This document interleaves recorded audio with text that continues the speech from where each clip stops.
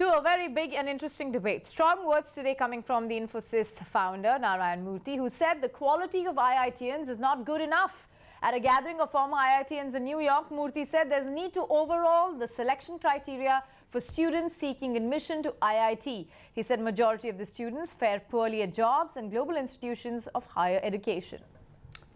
Okay, we'll take the debate forward. Joining us is a very special guest, Mohandas Pai, former board member at Infosys, head of HR as well, former head of HR, but more importantly, someone who is invested in the education space in a big way. Mohandas Pai, thank you so much for joining live from Bangalore. We all thought that IIT is the most premier, education institute in this country, and Narayana Murthy has taken us all by surprise by saying that it's just not good enough. Would you agree with him?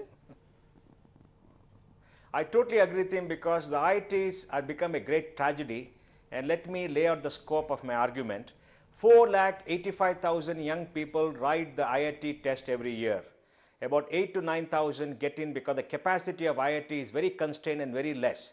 That means 4,75,000 people, young people, get disappointed in the formative years of their life. This tragedy does not happen in any other country. It's a matter of shame for this country.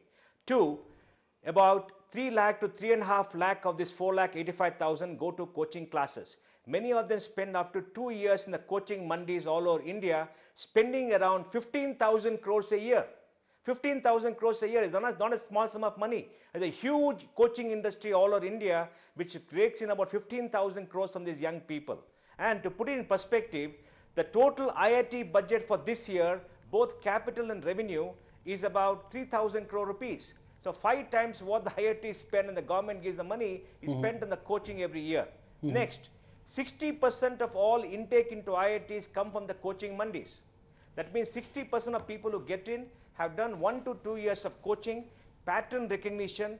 They're not necessarily the brightest kids from India, but they are the kids who spent 1 to 2 years of their life, wasted them, and what CNR Rao, Dr. CNR Rao calls people who have become almost like zombies after spending 2 years memorizing tests.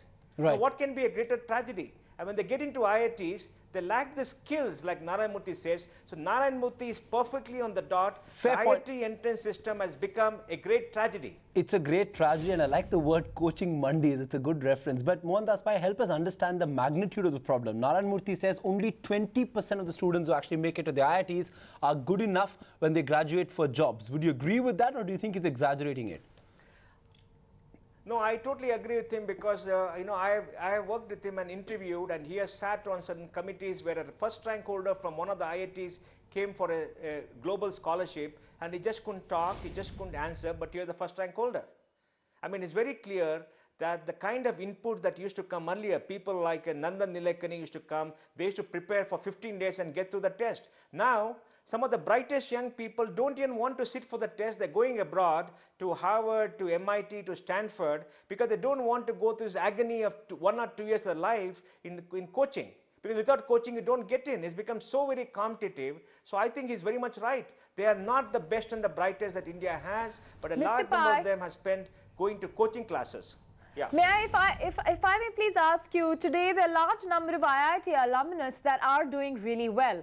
Now, obviously, it has to work both ways. Even they should wish to be on the entire committee or boards or various other platforms that IIT is willing to offer so that they can give back to the institution. We seem to always expect them to come forward, but at the same time, you can't really monitor what is an independent organization. So is there a solution in the middle? I think there's a solution in the middle. What Murthy has said in the interview, which I read, is that he wants 80% of the seats in the board to come from the IIT alumni, because he says the IIT alumni has got the greatest stake in the brand equity and continued excellence of IITs. I totally agree with him. Because the IIT alumni come out. But remember, these alumni are people who passed through IIT 20 years back, 25 years back. Not the last 10 years, not the last 5 years, because these people who passed in the last 5, 10 years have to make an impact. And the coaching thing has happened much more in the last 5, 7 years than 20 years ago. 20 years ago, the best and brightest went through. So I agree with him that more and more the alumni should sit on the board. The IIT should have full autonomy. They should cut away from the government control. They should raise their own funds. We should have the good alumni come, and they must aim to be world class. Only 2 of the 15 IITs in the top 50. What more is required? They are representing 1 billion people. One sixth of humanities in India. Fair point, fair point. But, like you're suggesting, there clearly seems to be a formula, with these coaching mandis, like you said. You work hard, you train with them, and you have a decent chance of cracking it into the IIT. Should the selection process be changed radically so that, the scope of a coaching institute to really influence the student changes? Well, two things need to be done. One is expand the capacity of IITs to 100,000 seats. There are 15 IITs, make it 20. There are 20 NITs, make it 30, and others like triple ITs and ICARs and all them, they should make it 100. Funded by the central government, 100,000 seats available. That will stop all this coaching mandi business and the brightest kids will get in. That's point number one. Point number two, like the Ramasamy committee recommendation said, and IIT Council accepted, 50% of the marks should be based upon a standard 12 marks.